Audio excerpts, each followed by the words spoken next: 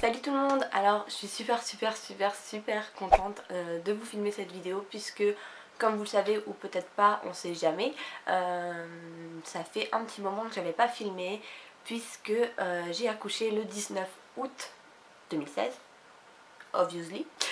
Et du coup j'ai pris un petit peu le temps de rentrer à la maison avec bébé, de prendre mes marques, etc.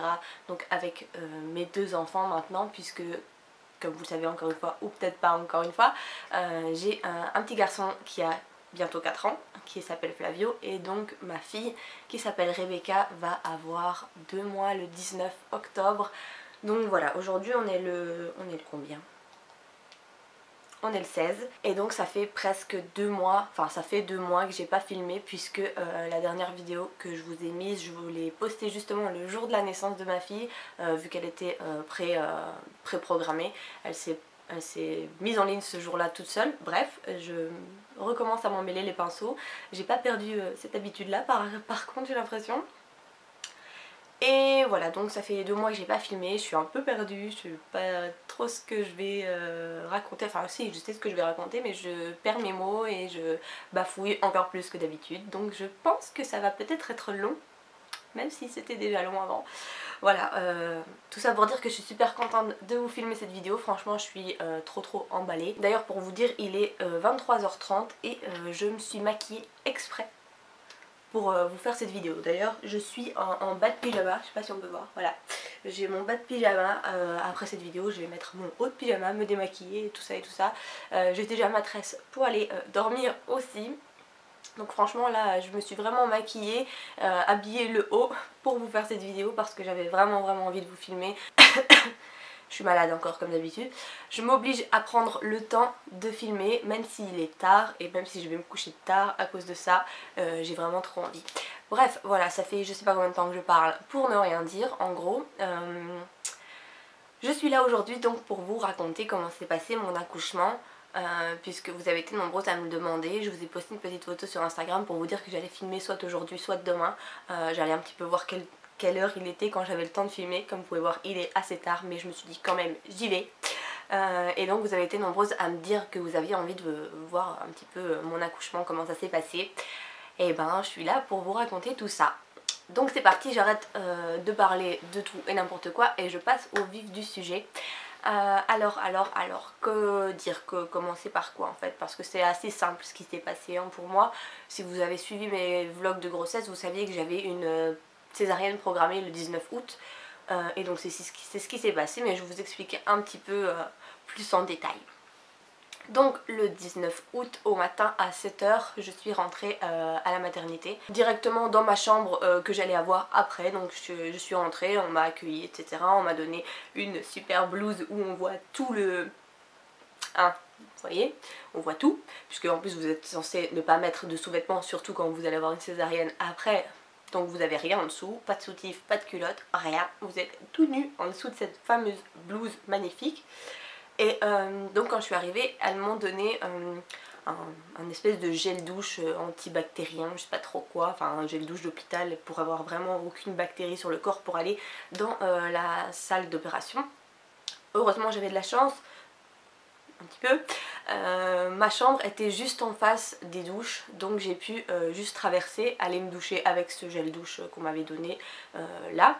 Et le truc c'est que du coup après quand je suis ressortie de cette douche, moi j'ai pas pensé tout de suite, je me suis habillée, j'ai mis la belle blouse où on voit tout le cul, hein, en gros c'est ça. Et c'est au moment d'ouvrir la porte pour sortir de la douche que je me suis dit merde, s'il y a quelqu'un qui passe dans le couloir maintenant, on va tout voir. Donc je vous raconte même pas comment j'ai essayé de me cacher avec l'essuie, je suis sortie, j'ai couru, heureusement. Je vous dis, j'avais 1 mètre, 2 mètres de couloir à traverser parce que ma chambre était juste en face.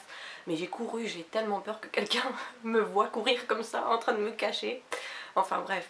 Donc j'ai été me laver avec ce truc là. Et j'avais aussi un bel, comment ça s'appelle, un espèce de chapeau, une charlotte là vous savez. Un truc en plastique dégueulasse qu'on doit mettre sur sa tête. Donc j'avais vraiment la classe mais totale avec cette blouse affreuse d'hôpital, on voit tout derrière, la charlotte sur la tête, pas maquillée évidemment. Franchement c'était c'était à voir, franchement c'était à voir, enfin pas trop.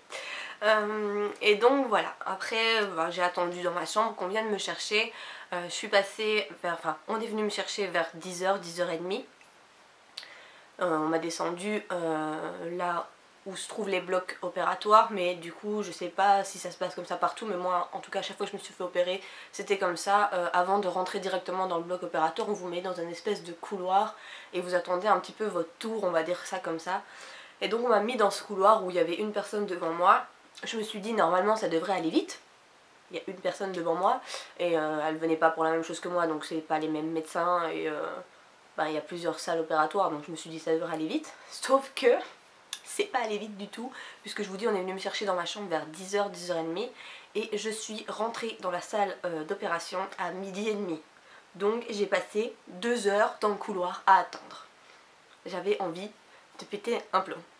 Et pourtant je l'ai pas fait, mais j'avais vraiment envie. Je me suis dit mais on m'a oublié, on m'a pas oublié. Et pourtant mon gynécologue est passé plusieurs fois me voir si ça allait, etc. Mais en fait l'anesthésiste qui devait s'occuper de moi il n'était pas encore arrivé, ou je sais pas ce qu'il y avait eu exactement, j'ai un peu bafouillé.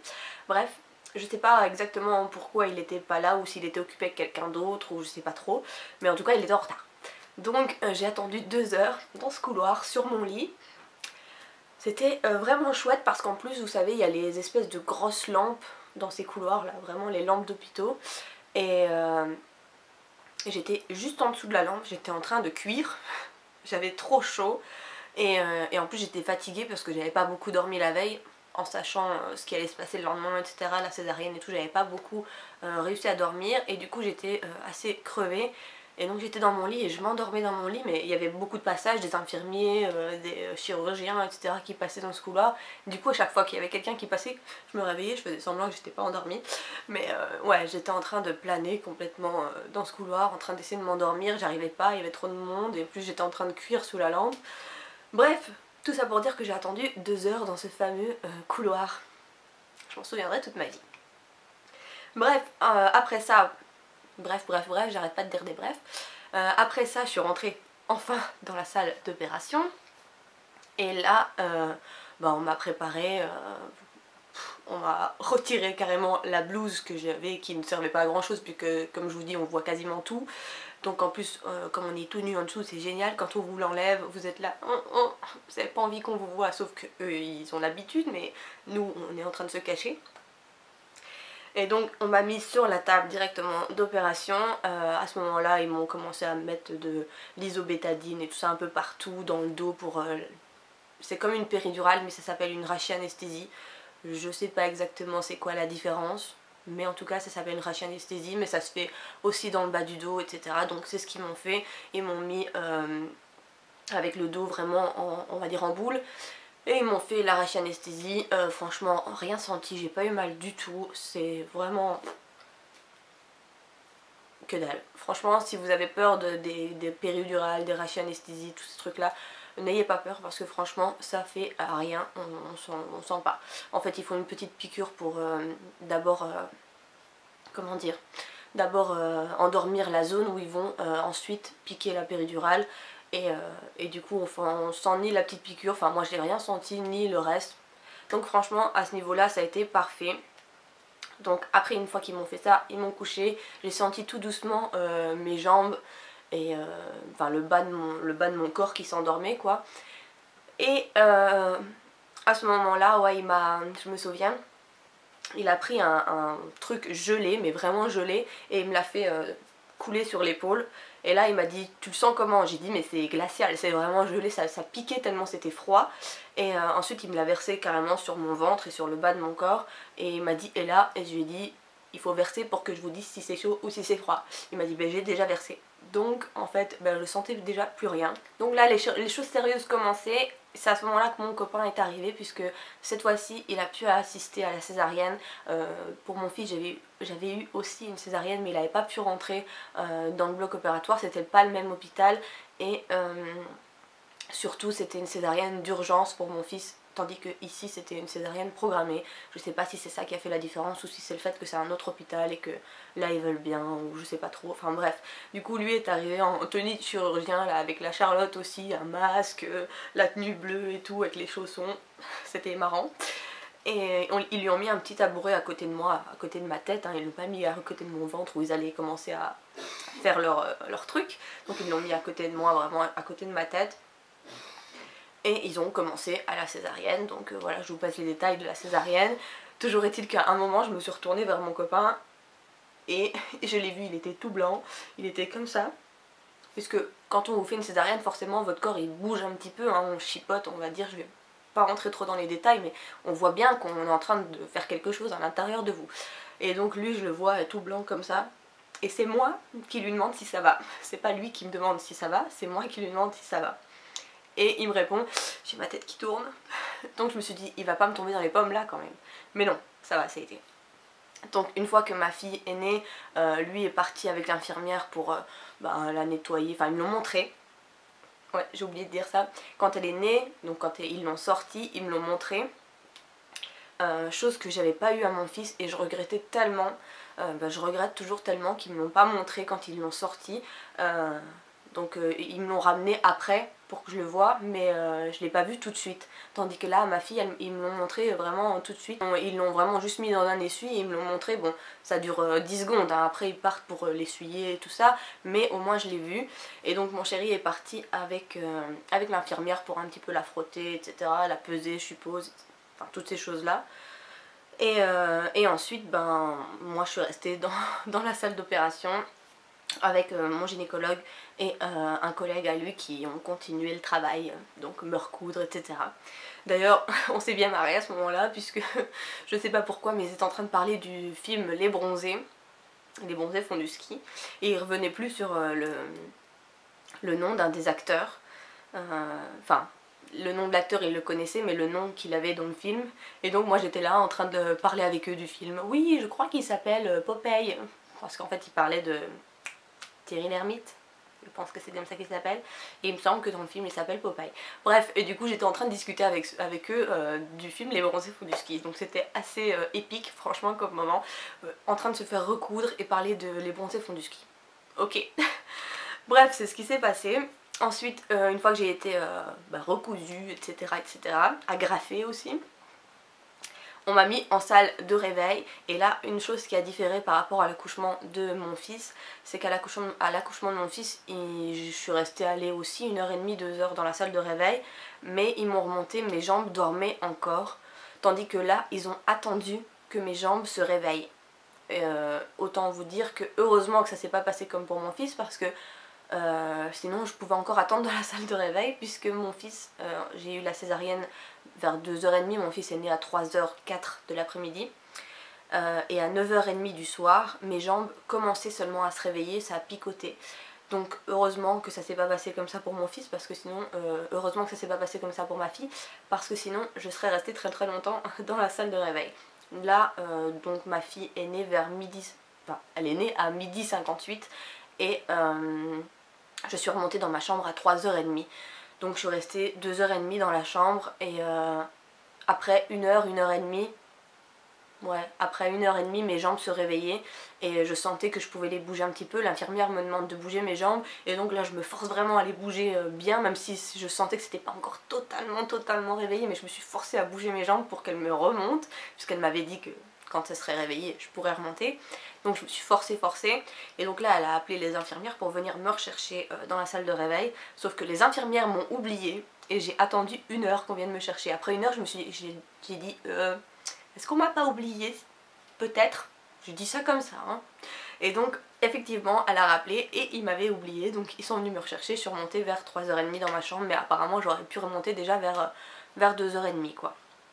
Bref, quand je suis remontée dans ma chambre, j'ai passé une petite heure et demie avec rien que mon chéri et ma fille. Je l'ai vraiment pris près de moi, etc. Et à ce moment-là, allez, 1h30, 2h grand maximum, après être remontée dans la chambre, j'ai fait un message à mes proches, etc. pour qu'ils puissent venir voir ma fille s'ils avaient envie de venir.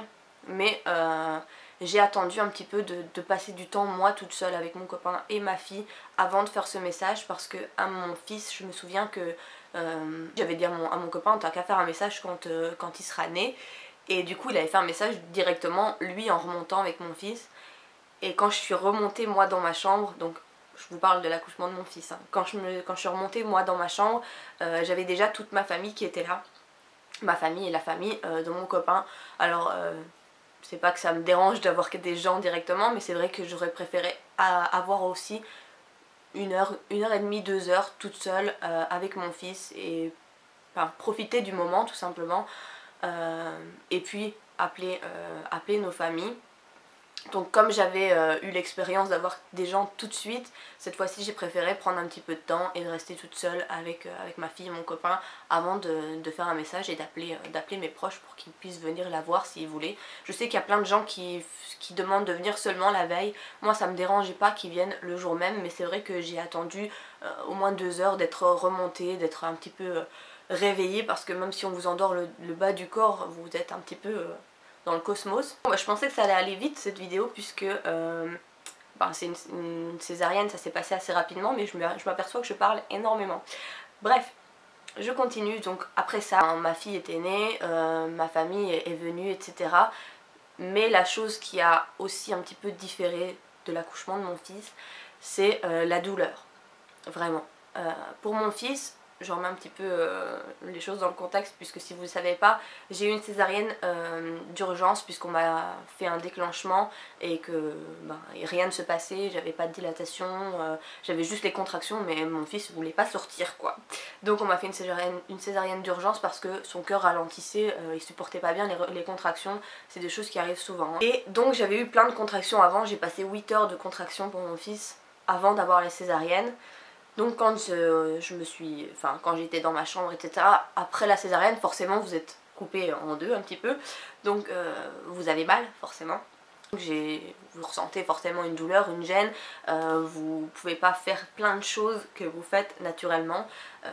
On utilise le bas de notre ventre, les abdos et tout. Bon, j'en ai pas énormément, mais on en a quand même tous. Et on les utilise vraiment, mais pour tellement de choses, on se rend pas compte. C'est vraiment quand on est coupé en deux qu'on se rend compte de tout ce qu'on fait avec cette partie-là du corps. Franchement, on a mal quand on rigole, on a mal quand on tousse, on a mal quand on essaye juste un petit peu de bouger, même quand on parle, des fois si on parle un petit peu trop fort, ou si on prend sa respiration, des trucs comme ça, franchement on le sent direct dans le bas du ventre, enfin au niveau de la cicatrice. Donc voilà, pour mon fils j'avais eu mal, mais je trouvais que ça allait. Voilà, en gros. Tandis qu'ici pour ma fille, je suis rentrée à l'hôpital et j'ai eu aucune contraction. Je suis rentrée dans la salle d'opération sans avoir eu une seule contraction, rien, nada, que dalle. Donc quand je suis retournée dans ma chambre et tout ça, quand ça a commencé à vraiment se réveiller, j'ai eu des contractions d'après accouchement. Ma maman m'a dit que ça se faisait souvent pour un deuxième enfant, je sais pas trop, bref. Mais voilà, j'ai vraiment eu des contractions pour que l'utérus reprenne sa place et sa forme, on va dire, normale. Et les contractions sur la cicatrice, enfin sur la cicatrice qui n'était pas encore une cicatrice puisque c'était tout frais, ça venait d'être recousu et agrafé. Donc les contractions sur ça, j'ai vraiment cru que j'allais mourir, vraiment. D'ailleurs j'avais une pompe à morphine et ça marchait en fait qu'on pouvait appuyer toutes les 7 minutes pendant X temps, enfin on va dire, j'invente parce que je me souviens plus, on va dire que je pouvais appuyer 5 fois d'affilée toutes les 7 minutes. J'invente, hein, je sais plus exactement si c'est ça, mais je sais que c'était toutes les 7 minutes, mais pendant combien de temps ou combien de fois d'affilée, je me souviens plus. Et ben pour vous dire, j'avais le bouton en main, j'appuyais et j'attendais, je regardais le bouton parce que tant qu'on pouvait pas appuyer, il redevenait pas vert. Et donc j'attendais qu'il redevienne vert, je le regardais, dès qu'il redevenait vert, je rappuyais. D'ailleurs après j'avais plus droit à avoir la morphine puisque j'avais tout pris. Et du coup j'appelais l'infirmière en disant mais j'ai trop mal, c'est pas possible, c'est pas de la vraie morphine là, c'est pas possible, si c'était de la vraie morphine je serais en train de planer. Alors que c'était pas le cas, j'étais pas du tout en train de planer, j'avais vraiment super mal. Je leur demandais des autres antidouleurs que la morphine, de me donner, je sais pas, un Dafalgan, des trucs. Du coup ils m'ont mis une petite bouteille d'antidouleur, je sais pas exactement c'était quoi. Ils m'en ont mis une, mais cette bouteille là c'était une fois toutes les 6 heures. Et une fois qu'elle a été finie, 1 heure après, hein, même pas, hein, puisque ça coule assez vite quand même dans le truc, enfin, le machin qu'on vous donne, qu'on vous met dans le bras là, pour avoir l'antidouleur.